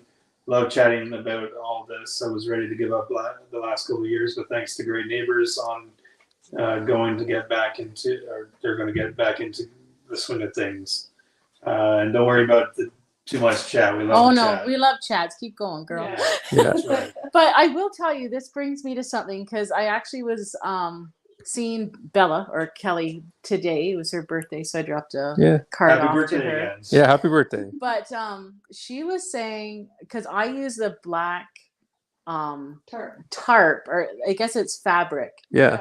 and Oh, yes. so I don't really know that it's a tool, but I use that We for my love it. garden. And so she's wanting to get some. You guys said you were wanting Yeah, to we get need some. I did. It yeah. could technically be considered a tool because you're The weed limiting barrier, your yeah. weed, Yeah. needing to weed. But I'm like, that is another actually really good thing because I mean, I don't know about you. Yeah, back in the day, like you're out there weeding and you had all your children helping, but I don't have all that time. I don't to be have out all there that weeding. children. Yeah. I don't have all that children either. Yeah. We're all Yeah. only child Yeah. families here. So I'm like, that is another kind of good investment, I think. Now, Like, if you can't afford that, we used to use just lumber tarps. yeah. Oh, we used yeah. to- Now, that- it wasn't the greatest, So but yeah. the It may lumber do with tarps, some of the things. rain puddles, right? So Yeah. the what is it called? Tarp No, the fabric. fabric What is it? Weed barrier. The weed barrier barrier fabric would is allow the water. yeah, Yeah, it okay. allows Yeah. it to go through, and it actually keeps the ground under it really moist. So It must be nice because I had a little snake underneath there. One oh yeah, day. they love it. Yeah. Yeah. That's one thing. Yeah. But I just pull it back every year. I till it and lay it right Yeah. back down. Yeah. I love it. But it is if you're wanting to go big garden and you don't have the time. I know Kelly next door. She has a lot of weeds and she has more sandy soil than I do, and so she struggles a lot with that. So not only does it kind of absorb the heat of the sun for the root development, it also locks in that moisture. Okay. So it kind of does a Improves lot. it, yeah. It does improve it. So, but when you have a ton of weeds, or if you're have like an area that doesn't already have like an established garden of years of growing in that garden, then a weed barrier is huge because it's so much work. Mhm. So I highly recommend it. It is, I'll put it down on the tool list, but it wasn't on the Yeah. official So Dan list. But just mentioned that it's called geotextile fabric. yeah, There you because go. it's like Yeah. weaved, right? Yeah, it's weaves. So and so you get it's about $300 for 300 feet. So dollar foot. It's a So- dollar Yeah. a foot. And we've had ours. This is our We still have a roll Fourth? 250 feet of it. I third think. year, fourth or third year. I want to say possibly fourth. Yeah. Yeah. Yeah, it was So 2018. we've I been think. using the exact same one, and we're still going to use it again this year. Like Yeah. it's not wearing out fast. So the investment of like $300 is well used. Yeah. It's well served its time.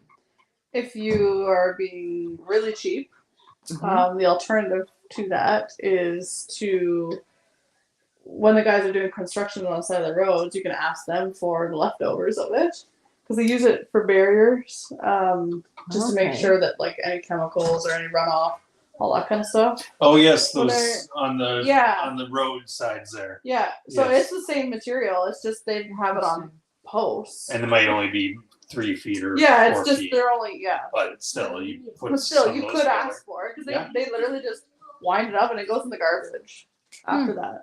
So if you know anybody who does road construction, they would have that stuff.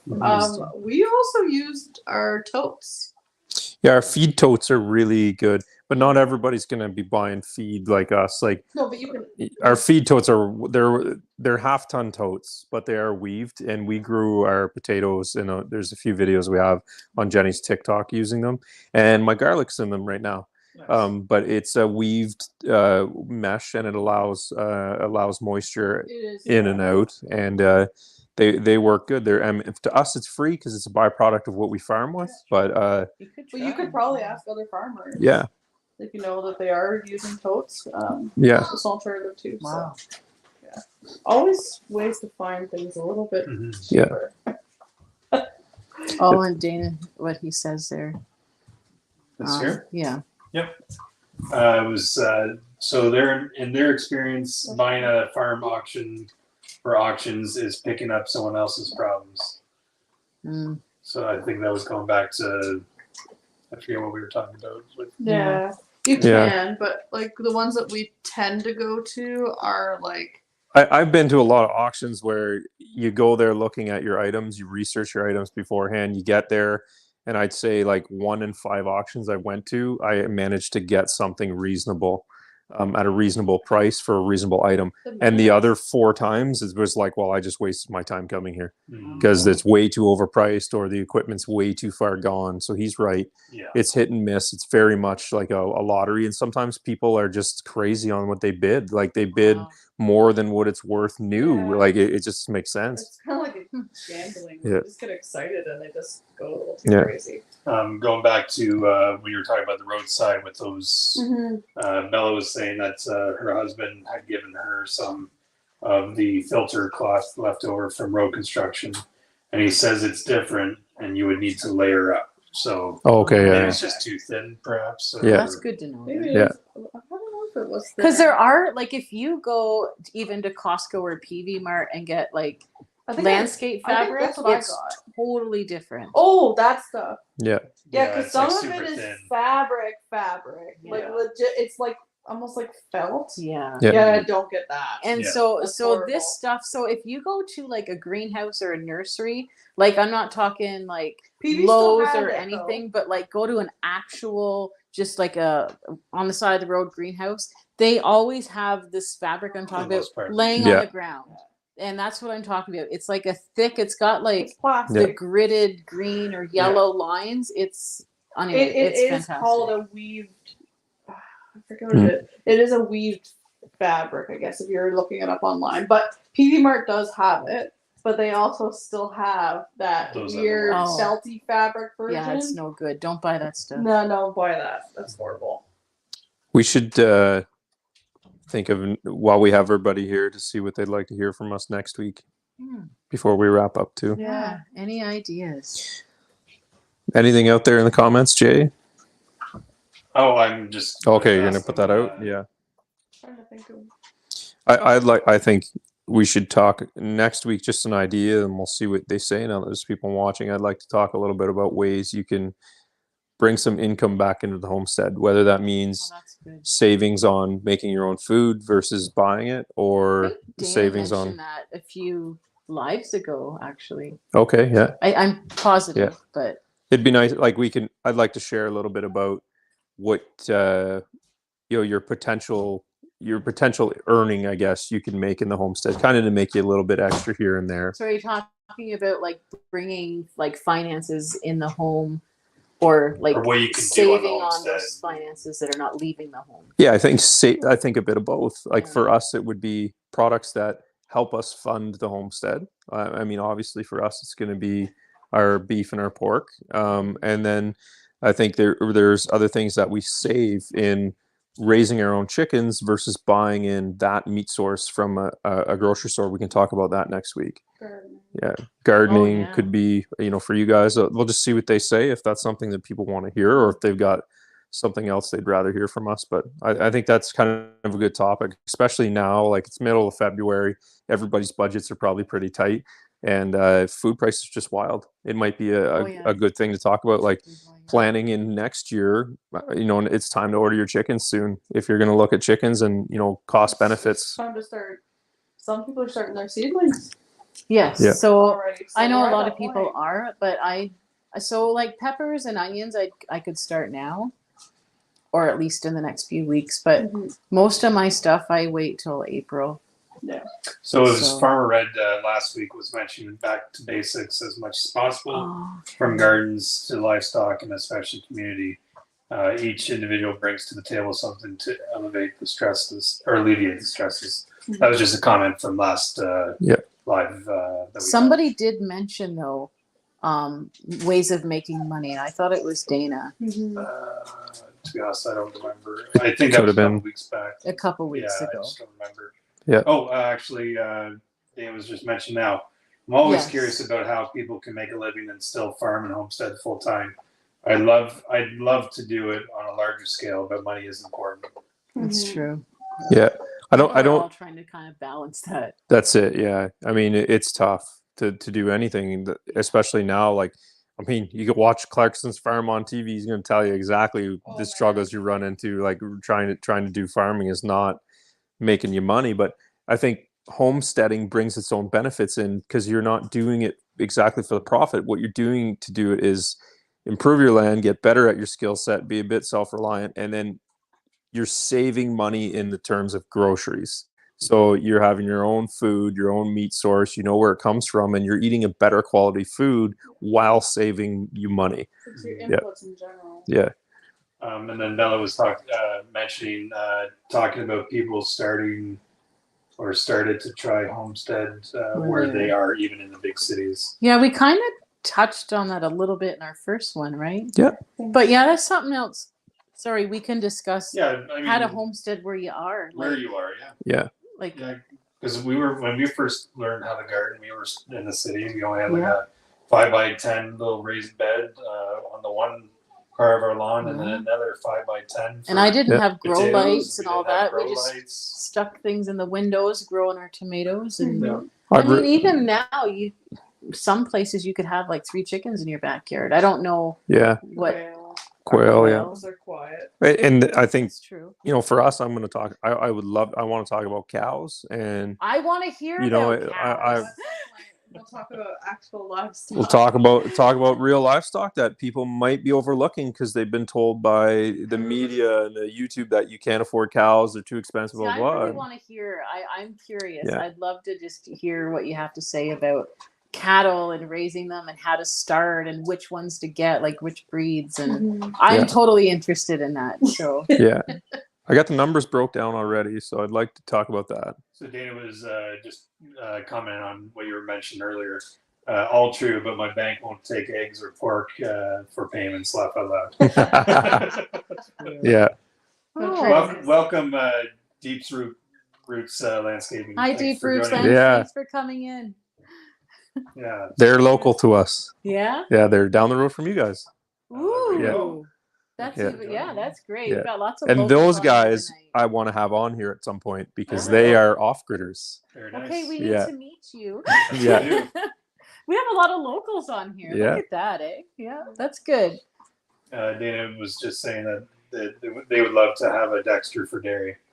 Yeah, we had a dairy Dexter cow, and we could talk about that. And we'll have some updates on her this spring, I guess. No, summer. Summer when she has her next Summer calf. calves. It's not. We don't have her anymore. She's but just up the road, and her daughter is at the neighbor's so, across the road. So yeah, we don't do milk because Jenny was doing the milking, and she can't drink milk, so we didn't bother. But yeah, Dexters are great, and we have a lot of information on that because we had a few years experience using breeding and raising Dexters from start to finish, bulls the whole 9 yards. We know their temperaments, strengths, and weaknesses. So I think I'm just going to take a few moments to mention a couple things. I think I mentioned it last week, but Brad Plowman's on. Hello, thanks Hello, for Brad joining Plowman. in. So there is an Eastern Ontario conference happening in, what is it, Jenny? May, gosh, March, May 6th. May 6th, yeah. Okay, so if you have been enjoying these videos and you're interested in homesteading or want to know more, the Eastern Ontario Homesteading Conference is where you need to be because you're going to come across these guys. They're going to be there chatting, and a lot of other homesteading YouTubers are going to be there as well. And they're just going to be sharing their knowledge. There's also going to be ways you can talk to them in person. I think they're going to have booths set up to purchase things, but Yeah, from what you said, there's going to be some vendors. So there was last year. There was Jenny last and I year. went Yeah. last year, but so that's something to check into. You do not have to be a YouTuber to go. So just think about that. There is a small fee, but if you go to the Eastern Ontario Conference Facebook page, you can get all the details there that you need. The other thing I want to mention, I just put out a video today called the Canadian Seed Challenge of 2023. Oh, is it? Yes, I put it out. So there's a lot of other YouTubers that have this same video out, and we call it the wish list video.